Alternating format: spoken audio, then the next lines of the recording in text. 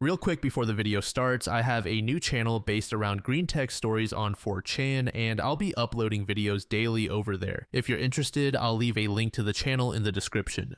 Hey everyone, welcome back. I'm Michael, and we're going to be getting right back into some more Reddit stories. If you enjoy the video, make sure to leave a like and subscribe. Now, without further ado, let's begin. This story was posted by a throwaway account in the relationship advice subreddit. The post is titled, "Husband moved in his siblings without even letting me know. All our future plans have basically been thrown away. I am heartbroken. My husband and I have been married for 5 years. For some context, his siblings, twins, one male and one female in their early 20s, are underdeveloped both physically and mentally. They can take care of themselves to some degree, such as wiping themselves, going to the bathroom, and feeding themselves, but they are rather weak and suffer from brittle, fragile bones. Combined with their mental maturity, which is similar to that of about a 12 to 13-year-old, they need to be monitored, cooked for, and assisted with going upstairs or moving around over long distances. They cannot take care of themselves financially because of all this. I knew all of this while we were dating, but at that time, they were being cared for by a team of nurses and caregivers not living in our home. A few months ago, however, that entire team was fired. My husband told me that he planned to move his siblings in, and within about a week, they were living with us along with a new team of caregivers. I had no input and barely any advance notice. The house suddenly became full of staff. Someone was always here, and our privacy was essentially taken away. My husband already has a busy schedule as he is a doctor who is often on call, and now I feel like we barely have time together as a couple. I feel as though I am competing with everything and everyone. We had been preparing to start a family now that life had finally settled and things were going well between us, but now everything has been thrown into chaos. I do not know how to feel. It almost feels like I am grieving. I feel like I have no control over anything. It feels as though he has discarded our future and our plans, as cruel as that may sound. We had a serious conversation and it seemed like divorce was the outcome we were heading toward, but I feel bitter. I feel like he is simply giving up. At the same time, he believes that I am not being thoughtful enough. The truth is, I love him more than anything and want to salvage our marriage if I can, before making any snap decisions. Any advice would be appreciated. Edit, I should also add that his parents are estranged. I have never met them, not even before we married. He cut them off some time ago for a very understandable reason. Update. After taking everyone's thoughts into consideration and giving myself some time to reflect, I sat down with my husband when he was off call and told him I wanted to talk about everything that had happened. He told me that he wanted to talk as well, and we had an honest, raw, heart-to-heart conversation. We discussed the main issue that I mentioned in my previous post. I told him that I felt hurt that he had not consulted me or even told me what was going on, and he sincerely apologized for that, explaining that he had been focused on his sibling situation and nothing else. I understood, even if it still hurt. Then he told me that he needed to be honest with me about something and that he knew it might affect our relationship. He said that the situation with his siblings and the way their previous care team had handled things made him realize something more clearly. He was very blunt. He told me that while he loves me more than anything, he loves them more, and that he has to put them first from now on, above everything else. He said he could not handle anything happening to them, and that everything he had done, the cameras, moving in the staff, was necessary. Of course, it hurt to hear, even though I understood his reasoning as I have tried to throughout this whole situation. In that moment, I realized some things. Maybe he acted selfishly at first, even if it was somewhat understandable, but I admit my reaction could have been better too. He was breaking down in front of me, reliving traumatic memories of his childhood, and I was too caught up in my own feelings to offer him the support he truly needed. I felt awful about that. I did not share much of this in my previous post, but his parents were truly terrible people. Their neglect caused the underdeveloped and regressed state of the twins in the first place. If my husband had not cared for them when they were very small, they might not have survived. They are extremely attached to him, almost like small children with their parent. As painful as it was, I had to accept that I could not come before their relationship. I did know about his legal obligation to them before we married, so I always knew they were important. I do not hold any bitterness toward the twins. They are innocent in this situation and in many ways very precious. As for our future plans, we agreed that we will wait a few years, 3 at the maximum, before deciding whether or not we want to have a child. We had both been uncertain, but I realized that I was falling in love with the idea of motherhood more than I had admitted to myself. He also agreed to set clear boundaries within the house by creating designated areas for staff only and separate areas for me. We have already started implementing this with more changes still to come, and I am already feeling better about it. Finally, I understand that some may see this as the foolish choice, especially those who immediately advise divorce, but now I have all the facts and I know where he stands. Whatever happens from now on will be completely on me. I feel hopeful in my decision and I do not want to give up. For him and for the marriage that I still value deeply, I am willing to try to adjust to our new normal. Thank you to everyone who offered their thoughts. Edit, thank you everyone. I am logging out from this account now. I appreciated some of the advice more than others, but I still read every opinion. Overall, I am content with my decision and am looking forward to seeing what the future brings for us. Whether or not we have children, I believe that with the resources we have, we will make things work. We both know where the other stands and what we have committed to. That conversation about children will happen again when the time is right. We love each other, whether some choose to believe it or not. Thank you again. 2 years later, OP gave us their most recent update post. I was always a bit of a fence sitter when it came to having children. Throughout my life, I went through phases of being certain that I wanted children, then suddenly becoming uncertain, and at times not wanting to become a mother at all. My life honestly was fairly uneventful. I saw the women in my community having children and soon began to fall in love with the prospect of motherhood as it seemed exciting and appeared to give women who chose to become mothers a sense of purpose. Everyone else seemed so sure, but I could never understand why I was not. I married my husband, who is now 39, 7 years ago. He is a successful, well-off doctor with a deep connection to his siblings, which I will explain further later. Marrying him was the happiest day of my life. I am absolutely in love with him. His job keeps him busy, but because of his career, I also have the privilege of staying at home and pursuing whatever I wish. I did some small online work, but ultimately I was a stay-at-home wife, which I genuinely enjoy. After marriage, we waited before deciding to have children. He has both a legal and moral responsibility to his siblings, twins male and female, who are now in their early to mid-20s, but I was not concerned about this when it came to us possibly having a child. Seeing how he is with them, his love and sacrifice, along with his dedication to his responsibilities and to me, only confirmed that he was already a wonderful, selfless father. As I mentioned earlier, he is their legal guardian, a role he has held since he was 18 years old. However, he has essentially been their caretaker since birth, due to the extreme neglect and abuse they suffered from the ones who gave birth to them. If it were not for him, quite literally, they would not have survived. He is their father in every sense except the biological one.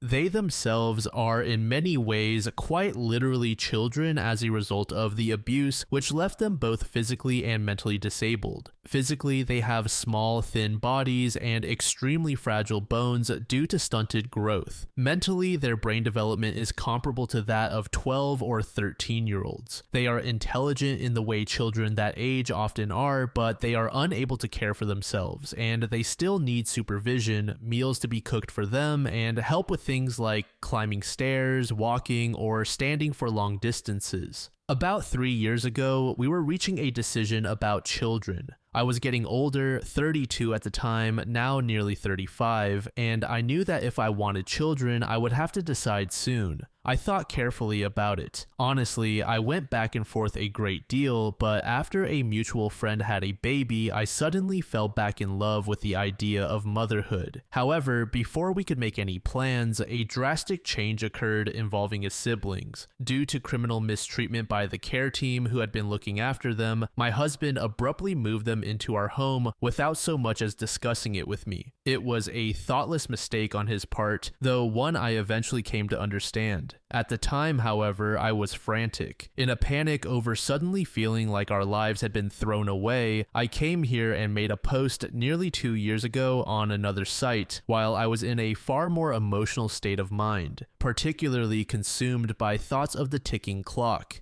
and what I believed I wanted. Looking back, I realize now that it was not the best decision to post about it there, considering strangers could not possibly grasp the full depth of our relationship, his role in his siblings' lives, or the complexity of a situation rooted so deeply in intimate and painful parts of their backstory. I was called many hateful names, idiot, stupid, and accused of having no self-respect and of being destined to become miserable and bitter for making a choice for myself that did not involve a hasty divorce but instead took a more compassionate route. People claimed they knew for certain that things would not work out for us and that they could not wait to read later about how they had been right in a few years. My husband was accused of being a manipulator, a monster, and selfish. I honestly was not expecting such harsh, cruel, and even ableist comments, including some directed at the twins. He himself admitted that not informing me was wrong, apologized, accommodated me with the boundaries I set regarding staff for the twins and the designated areas of the house that I wanted to keep private, and explained his reasoning without being dismissive. He went into protective fixer mode. It was an emergency coupled with trauma flashbacks. It was not malicious, even if it was inherently disrespectful. More importantly, it was not characteristic of him at all, not a recurring pattern of behavior. Apparently, that was not enough for the people who responded to the post, especially the part where we had agreed to wait on the subject of having children for 2 to 3 years to see if I could adjust to this new normal or whether it would ultimately be best for us to part ways, since his obligation to prioritize his siblings would remain.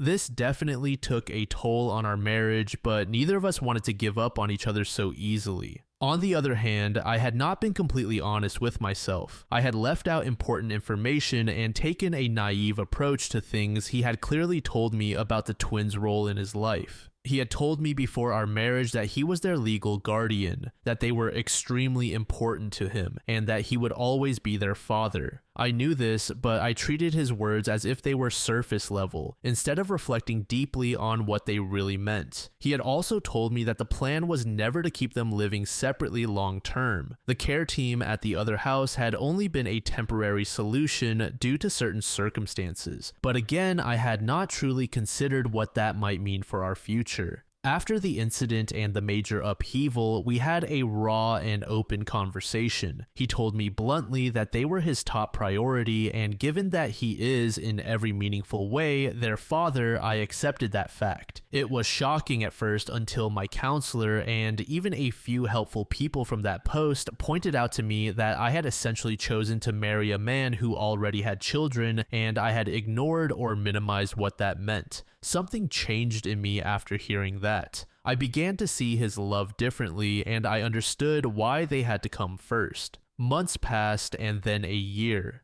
Since then, we have gone to marriage counseling, though scheduling around his work remains a challenge, taken a few vacations, some with just the two of us and some with the siblings, and we are now in a much better place. We still have evenings out and dedicated time to ourselves whenever possible. The adjustment at first was difficult, but it was nothing like the life-ending experience I had been led to believe it would be. My desire for a child gradually began to fade for reasons I cannot fully explain. Even though the twins have full-time, round-the-clock care from the in-home nursing team, I started to spend time with them more steadily. I would sit with them at breakfast, walk with them in the gardens, do puzzles with them, and listen as they eagerly shared stories about their favorite things and about how much they love their father. Something happened that I never thought would. I started to fall in love with them in a maternal sense. I am ashamed to admit it, but I was skeptical that it was even possible to grow such an attachment to older children who were not my own, or to anyone outside of a spouse or biological children. I used to feel like I had no purpose. Even after marrying my husband, I could not decide what I truly wanted.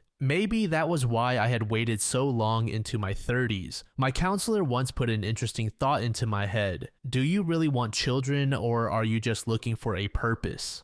My life used to be very uneventful, but now I am so passionate about topics such as disability awareness and child abuse prevention, and I have become involved with several foundations. Because of our financial resources, I feel like I can actually make a difference. I have also long wanted to be a children's book author, and the twins enjoy children's books much more than chapter books, which has only given me more inspiration. My husband and I have grown closer through our shared love for them. I may not be their mother, but I care for them deeply. I no longer have many conflicting thoughts about whether or not I want children. I do not think I want any at all, and that feeling of indifference has remained steady for a while. I know some people will likely still think I am an idiot, or that I was manipulated into caring for them, even though they already have staff, or that this was his plan all along. But he never asked me to do this. He still does not fully trust the staff, which is why we still have cameras in the designated areas where they spend time with the twins.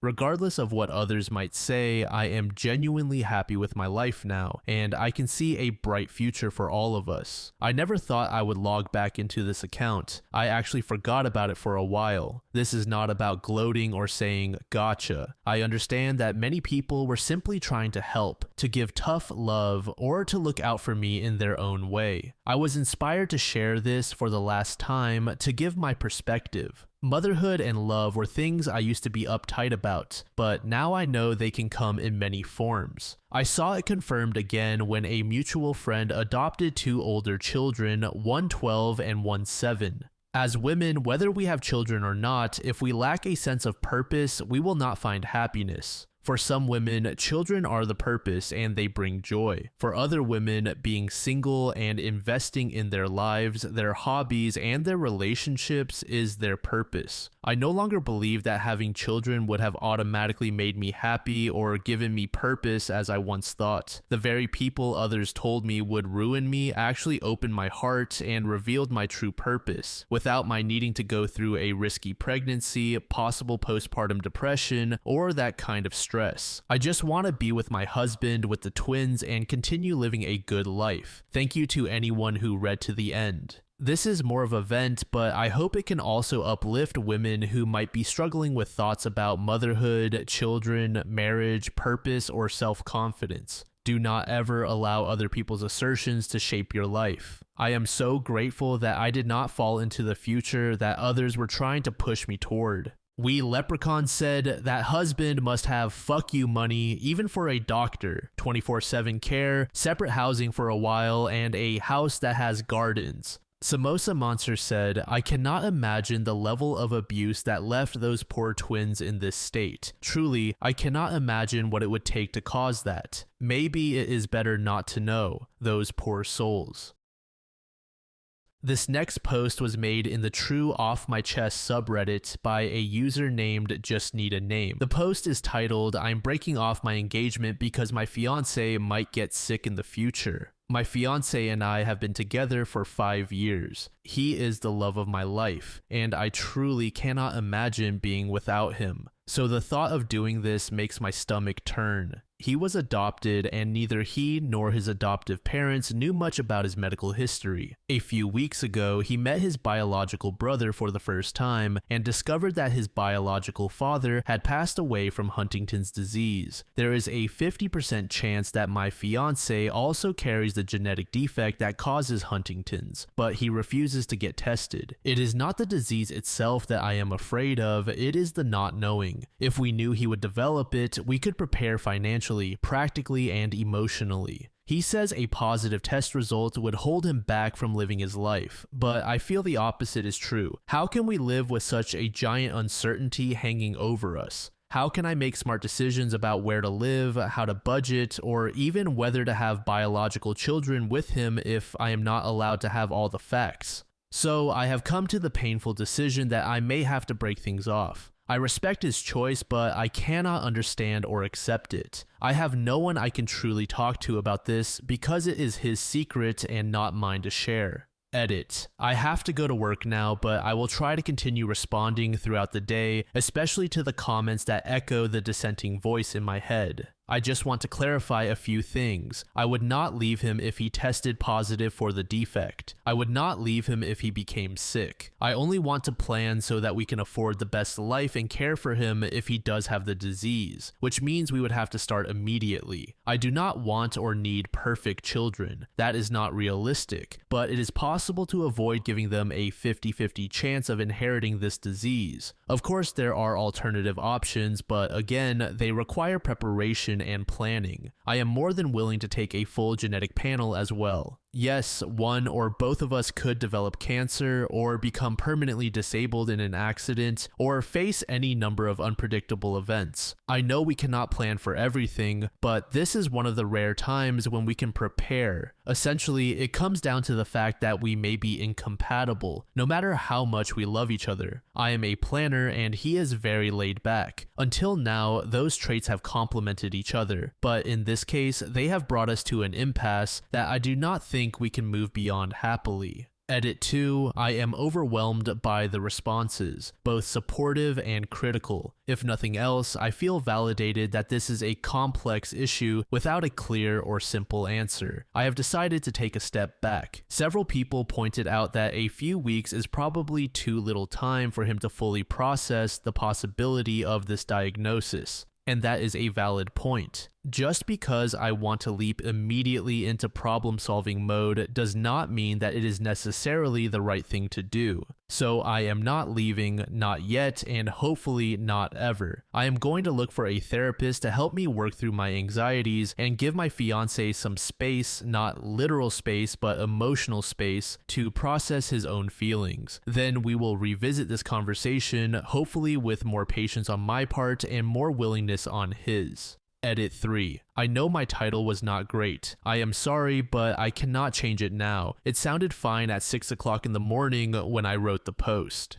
Update. Remember me? I posted earlier this year about my fiance who was refusing to get tested for Huntington's after learning he had a 50-50 chance of carrying the genetic defect. Some of you gave me wonderful advice and support, others offered the wake-up call I needed, and the rest of you, well, Reddit will be Reddit. I'm not sure if it was obvious, but I was not in a good place when I made that post. When I am stressed, I do not sleep or eat. For him, it may have been only a few weeks to process the situation, but for me, it was several long weeks of non-stop anxiety where I was lucky to get even an hour of restless sleep each night. I was completely exhausted on top of everything else, and I only began to think about leaving when I felt myself reaching my breaking point. Anyway, we talked about it at length. We cried, we fought, we researched, I showed him empathy, we consulted friends, family, and specialists. We pressed pause for days or even weeks when we needed a break from the whole situation, and in the end, he agreed to have the test. To say we dodged an absolute maelstrom of bullets would be putting it mildly. He tested negative, not only for developing the disease himself, but also for the risk of passing it on. Whatever else may happen, this is one area where he is unquestionably safe.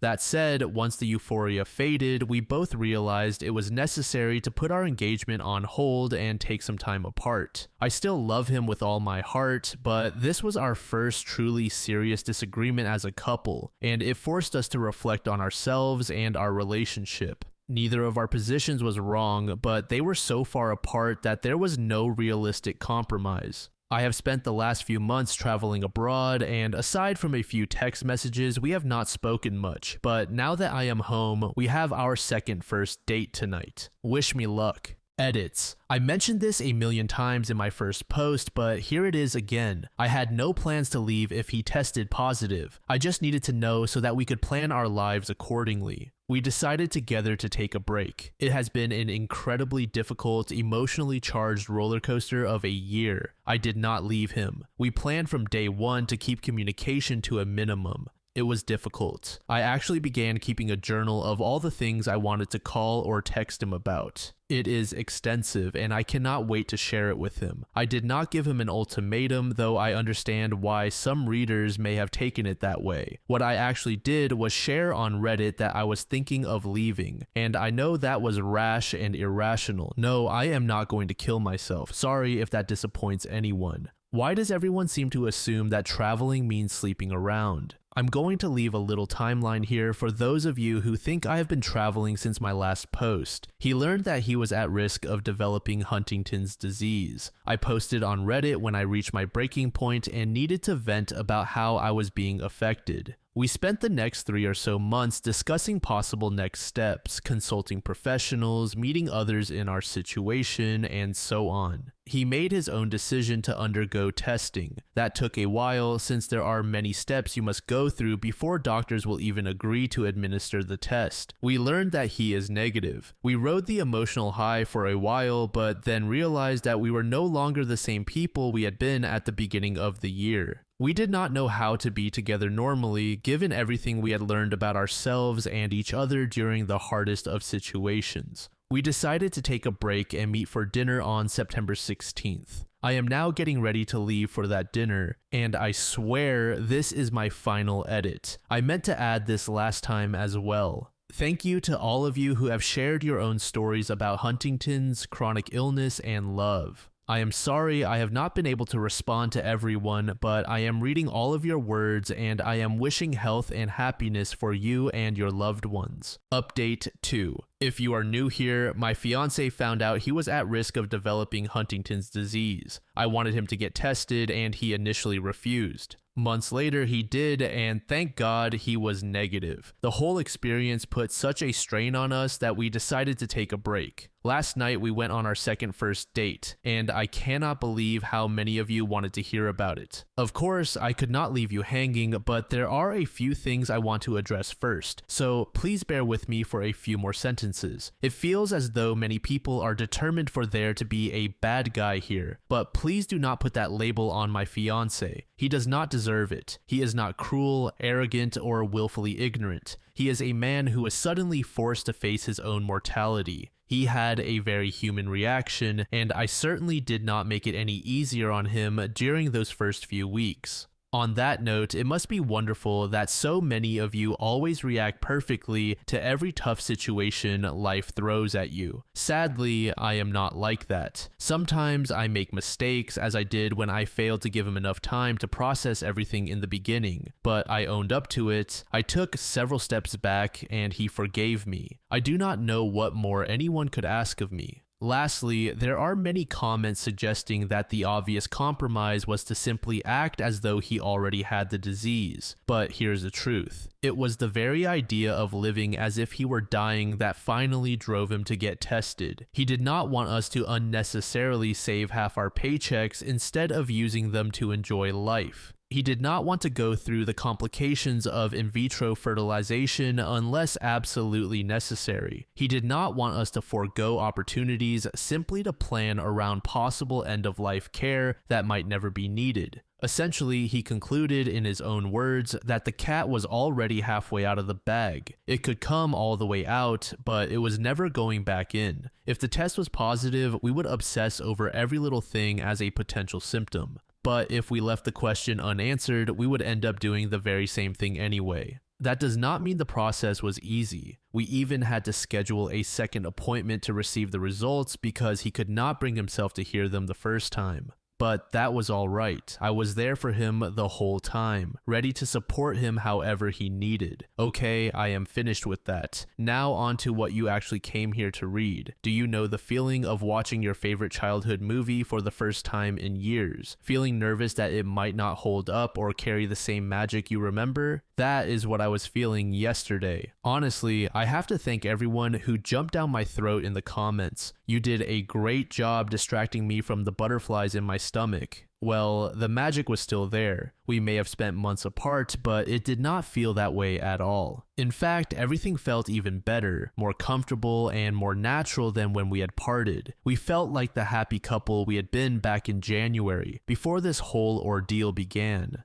It was as though a weight had been hanging over us, keeping our relationship from moving forward despite the good test results. And at last it has been lifted. Before last night, I could not even remember the last time anything with him felt light and easy, but now I do. We are back. I know the general consensus was that this was a foolish move and that we should have chosen marriage counseling instead of going our separate ways for a while. I am not a relationship counselor and I am not recommending this method to anyone. I do not know why it worked for us. All I know is that we were both so drained at the time and we each had the same gut feeling that a complete separation was what we needed. Our relationship had become far more exhausting than enjoyable, and I truly believe we would not have made it if we had forced ourselves to work together to fix things then. Again, do not take relationship advice from me, but do trust your instincts. You have them for a reason, and I am sure many of you will be glad to know that he was not sitting at home pining for me while I was traveling across Europe and not sleeping with strangers. He had his own adventure. He bought a car, which is a pretty big deal for someone living in Manhattan, and drove it across the country on a road trip. We stayed up all night sharing stories and photos, telling each other about the people we had met. It was absolutely wonderful to share our experiences with one another. I know it might seem like it would have been better had we done it together, but there was something truly special about living those moments through each other's eyes.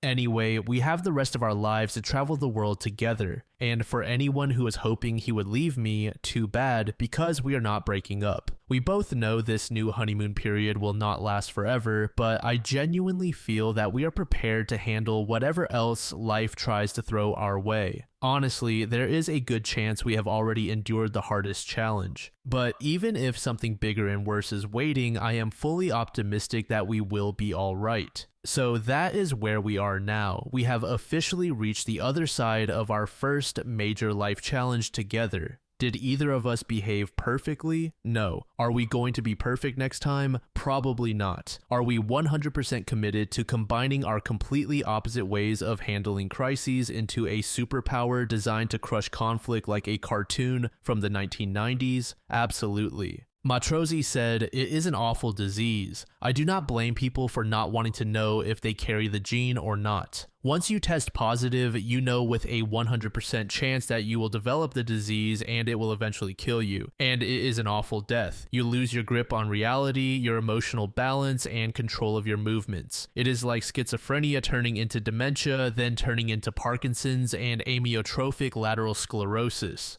Individuals who live long enough usually die because of repeated pneumonia caused by food aspiration. There is no treatment and nothing truly effective to prevent the disease. And the kicker, no one can really tell you when you will get the disease. Depending on the state of the mutation that you carry, doctors can give you an estimate such as, most people with a mutation similar to yours develop the disease around 45, but it is not a perfect prediction. For the same mutation, some people develop the disease at 30, while others remain asymptomatic until their late 50s or early 60s. And no one really knows why. Many people who test positive commit suicide. Picture Negative said, "I do not really blame either one of them. As a partner, I would not be able to handle not knowing. As a candidate, I would feel the need to assert whatever control I could over the situation, even if that meant controlling whether or not I got the test."